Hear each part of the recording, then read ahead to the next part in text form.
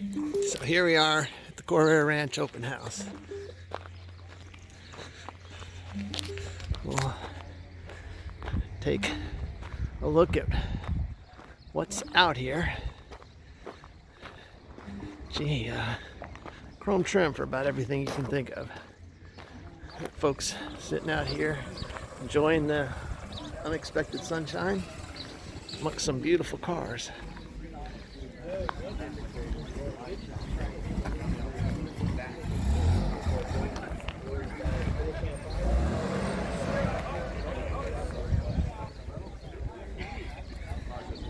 Who doesn't love the matching cooler?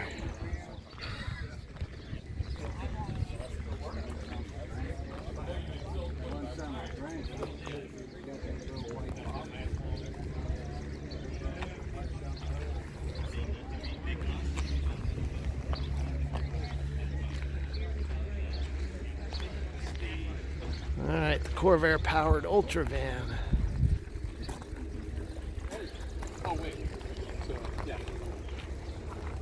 Don't have to ask me twice. I'll look inside.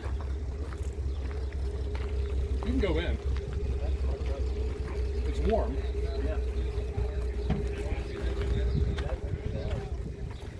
It's massive.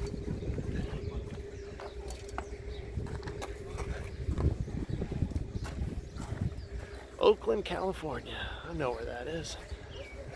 Yes, you can imagine how too fun.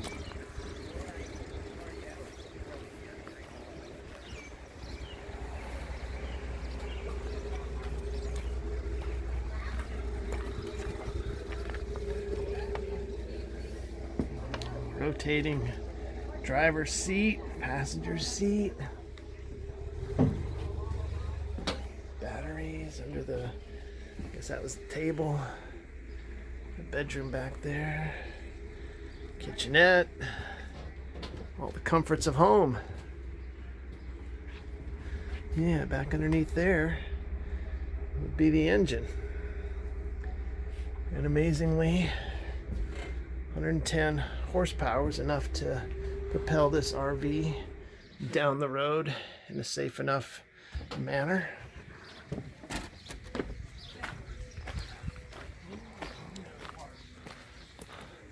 Looks like a Yanko Stinger. No more flipping. Too many people, okay? We'll take a look at the nice four-door.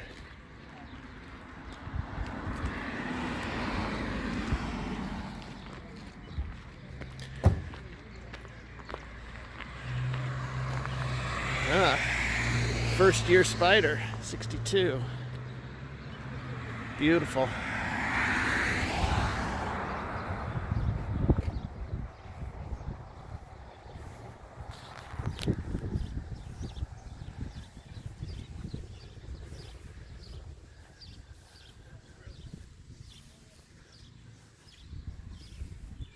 We're just looking at slight differences on the grill bar here on the front. See, it comes to a point with a red center. This is the blue center with coming to points up higher. I think that was 65 was the only year that they had a grill bar like that. Supposed to be another one with the blue. Could have them reversed. Maybe 65 was the only year that had the red and everything else had a blue. Yeah, because I think this is a 66 Corsa. Has the Corsa emblem behind the door instead of in front of the door. Okay, that's unexpected. Couldn't get an automatic in a Corsa. Okay, that's tells the tale there, 66. And that one is appropriate with a manual, but it also has all the different gauges on the dash.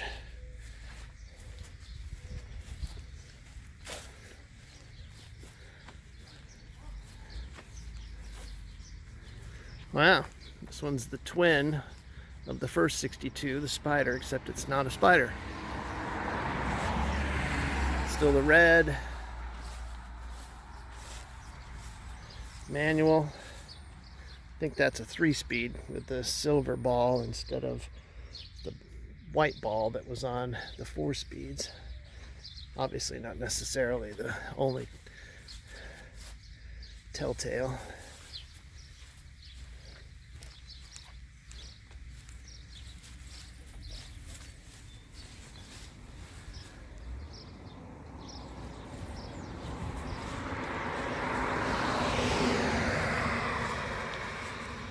Nice lineup. We got the rest of the car show here.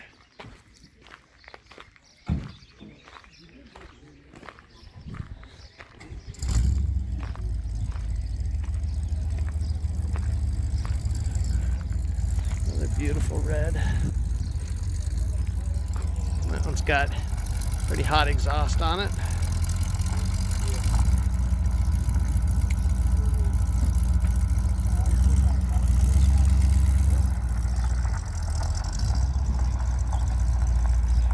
No rear window.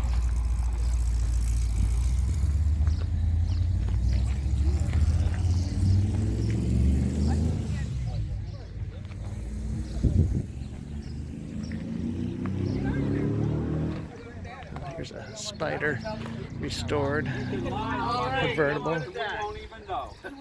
Beautiful. We don't want just like what did you do with the double? Here we go. Beautiful 4-door with a 4-speed. What's the top one? It's full pressure and Oh, that's really cool.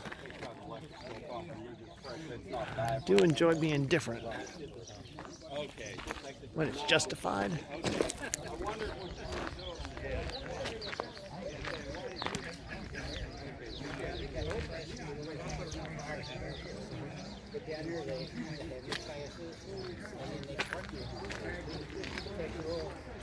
Well, that's an interesting color. I'm sure the lovely Lorianne would appreciate that color. I understand. Yeah, but you know what I mean. He's like, yeah, okay. So, and so, Another Yanko. Okay, they did offer different stages, different horsepower tuning.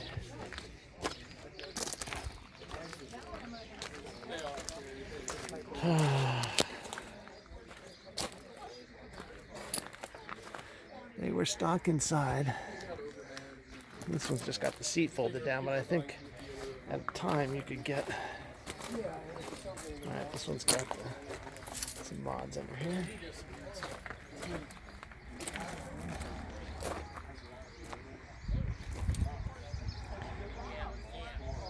Alright, this beauty is for sale.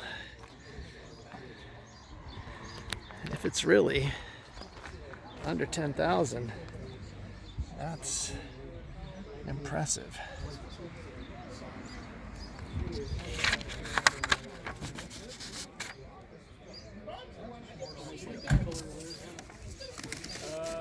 Okay, so it does talk about some Bondo. Some disclaimers, but that's okay.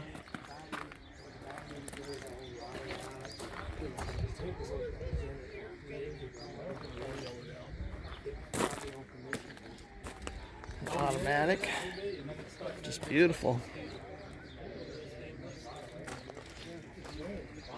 Or maybe the person's still. Not every day you get to get underneath a Corvair and check everything out.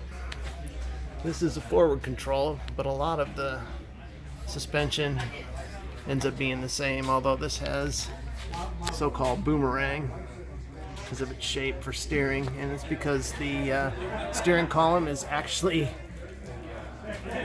coming out way ahead of where it normally would.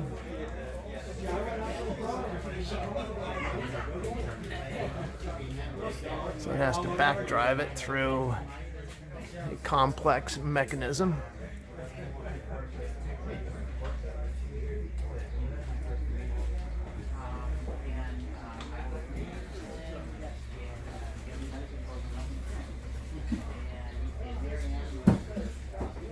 So this does not have a tunnel cover like passenger cars did. All of this stuff is just sitting out in the open.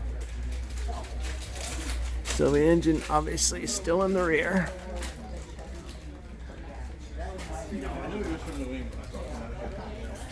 So this has the late model set up in the back.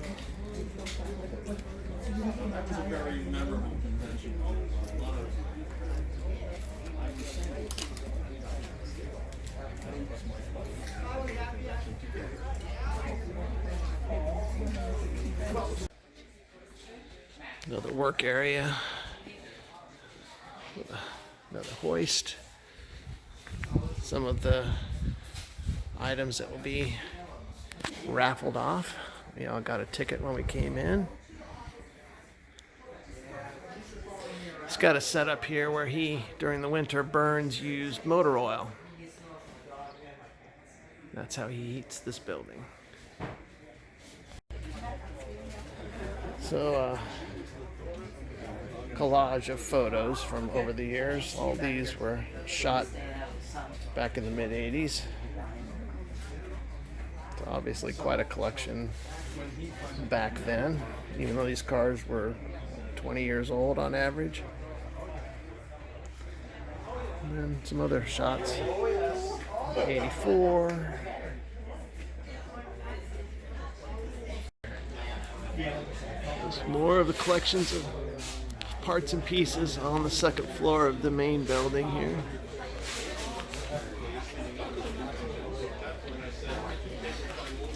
A place for everything and everything in its place.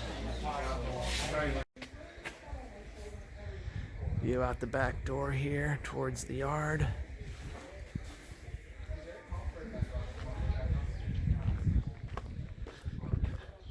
Old semi-trailers off their wheels, filled with, this one is all suspension pieces, it looks like.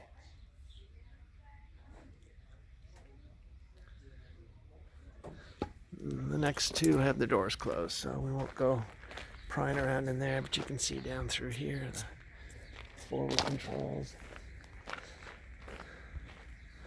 And this one's open. Let's see what's inside here. Engine, some heads, not a whole lot more. Alright, take a wander through the yard.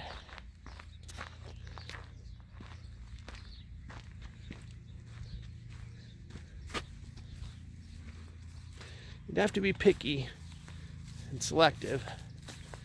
I think you can find just about any panel, for the most part, you would need. We'll see if we can find any of the ones that I've contributed to the stash here with. A line of Earlys along here. I know coming up there'll be a whole line of wagons. Lakewoods for 61, here we go.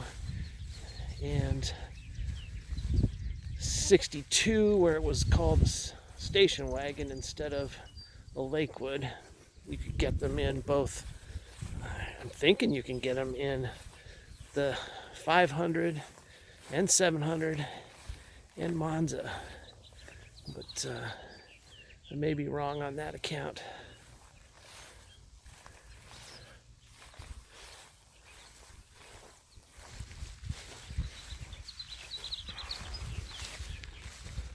So my Lakewood, the trunk lock cylinder is mangled. So I brought the keys. I thought at some point I'd wander around and see if there's a functioning lock cylinder that somehow matches one of the two keys for my car. I don't care which one. And it's interesting, there's a finite number of keys, and there has been an instance where I was fortunate enough to have one of my keys match a lock cylinder from an entirely different car, maybe even a different year.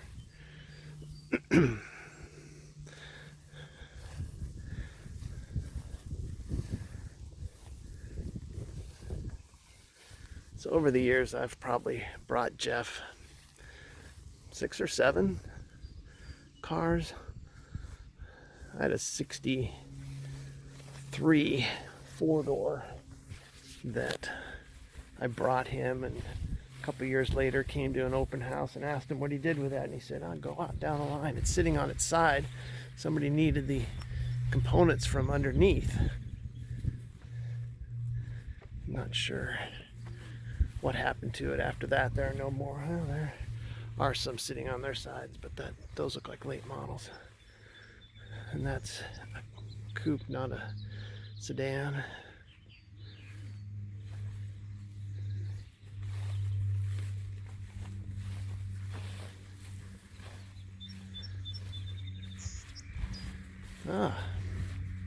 A first year.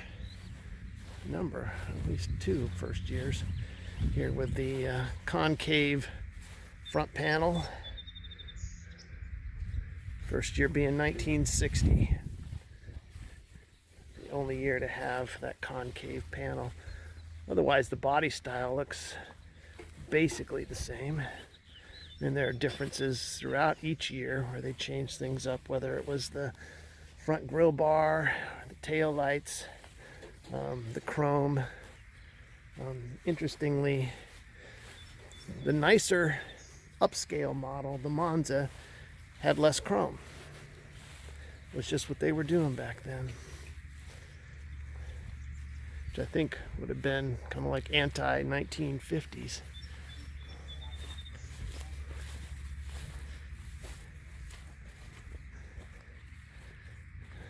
FC out of line, forward control. So you're sitting forward of the controls.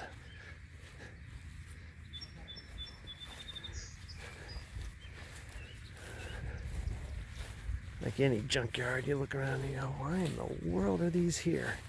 Some of them at least. But back in the day, it didn't take much. If you put a car out of commission for a blown engine or wrecked transmission or a fender bender, insurance companies would total them because just could not justify spending the money on fixing them up. Oh, I like that. The roof rack on top of the 4-door.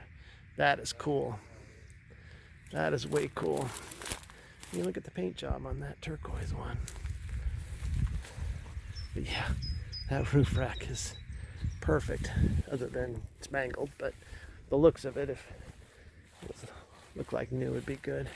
This is an odd camper. It's been split and widened.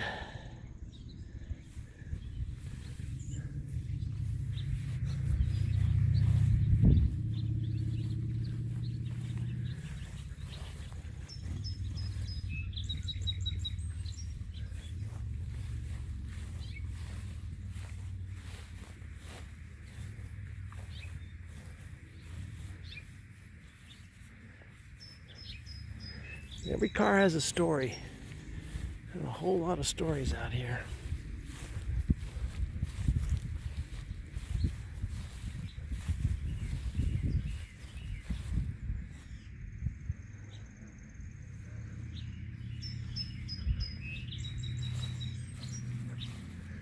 All right, well, I'll bring you back when I'm going more through the late models. Now I'm going to get my keys out and see what I can find. Alright, so this one here, doesn't matter what key, it works. So this is all the way at the end of the row. So I imagine the tumbler's been disabled up there. And that is something that we'll just go with that, but we'll do a little more searching. So we're over on the side of the yard that's dedicated to late models.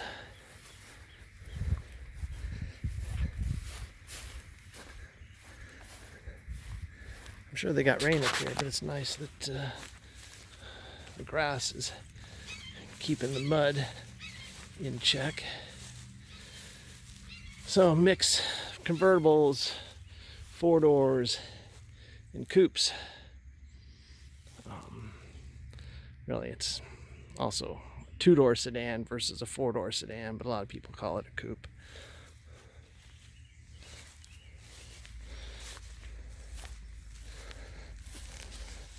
So this would be a Corsa probably. The 140 horsepower engine was an option on Monzas. It was one of the two engines you could get in the Corsa. There's no dash in there. They could always switch the script, but we'll go with a Corsa. It's got the Corsa emblem down in the corner. Yeah, someday I'd love to have a Corsa. Love to have a late model again.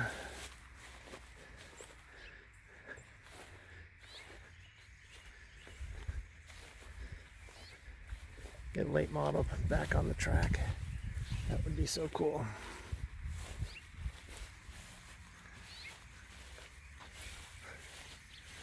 So this is not the area where you would go to search for a project car.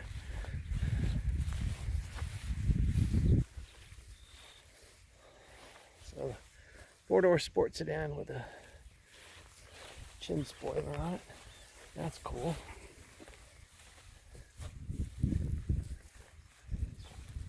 Thought a late model four-door with a four-speed and a 140 would be quite a sleeper. Haven't seen one of those at a track event.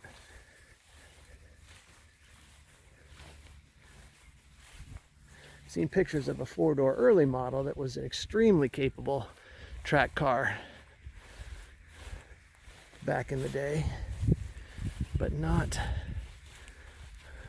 a late model four-door. There's plenty of two doors that are on track. They seem to be the most popular Corvair for tracking. And the suspension would have been the same. It's just that a four-door would have had a bit more weight to lug around, when lightness is key for a good performing track car. Acceleration, cornering, all that is benefited by the lighter body of the two-door. You would think that a convertible would be lighter, being it's got no rear glass, it's plastic, which weighs nothing. The top's got to be lighter than a hard top. But the thing is, it's got a lot of weight in the frame of the top.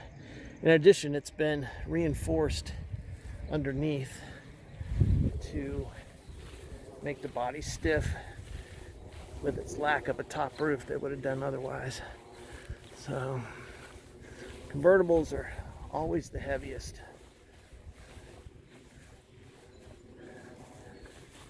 Now that wagon took a nosedive.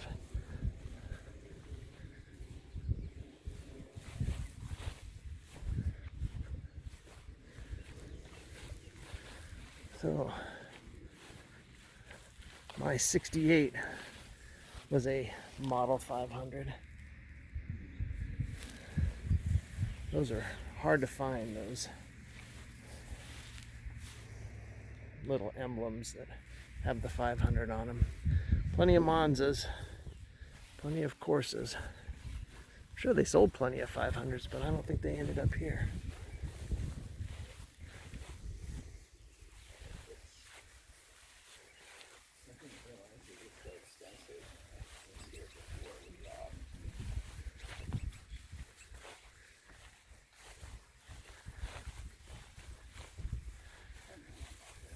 Many more down this line, and then a mix over there, some more forward controls. So there's plenty here.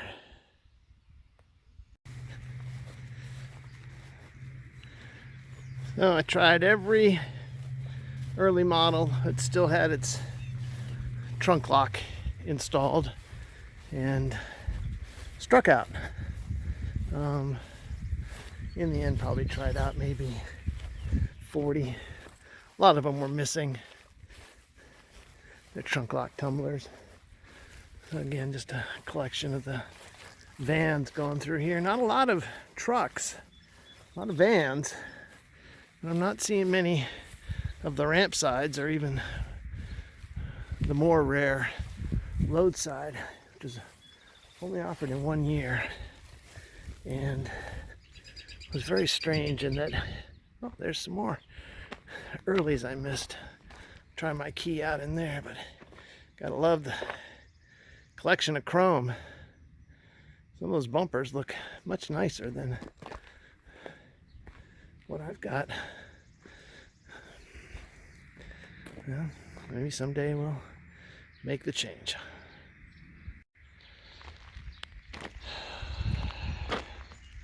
A rack of engine lids, a rack of doors. I've gone through that with the lovely Lorianne, looking for heavy duty springs that I could cut down and put in my 68. Different wire diameter was what designated a heavy duty from the standard. Plenty of front ends here to pick through. Good collection of starters and alternators and generators through here. Miscellaneous shelf.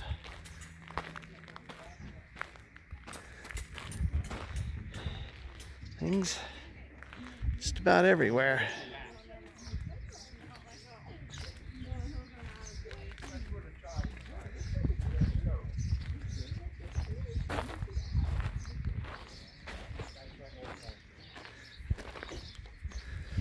It's interesting to see more people dropping off things than hauling away.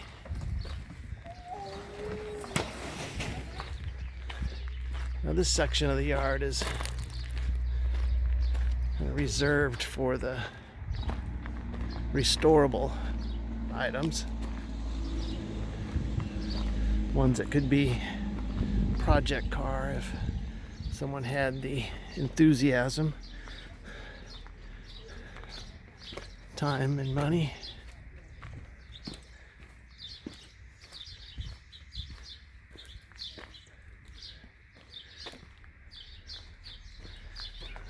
Could be a, yeah, looks like a Corsa.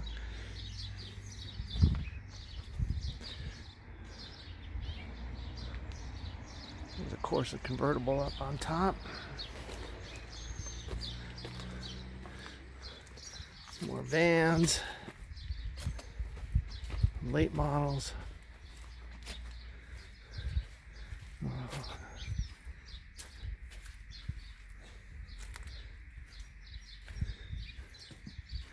It's like a fairly solid 64 Monza.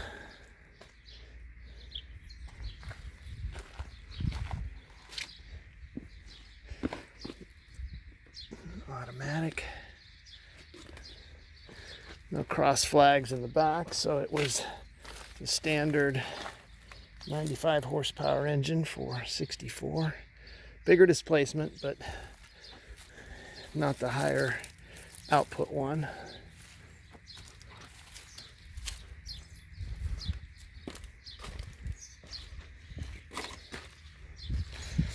Automatics, even back in the 60s, even in the economy low power ones, were still a popular option. Alright, got a dead end here. That's a gorgeous color. Evening Orchid.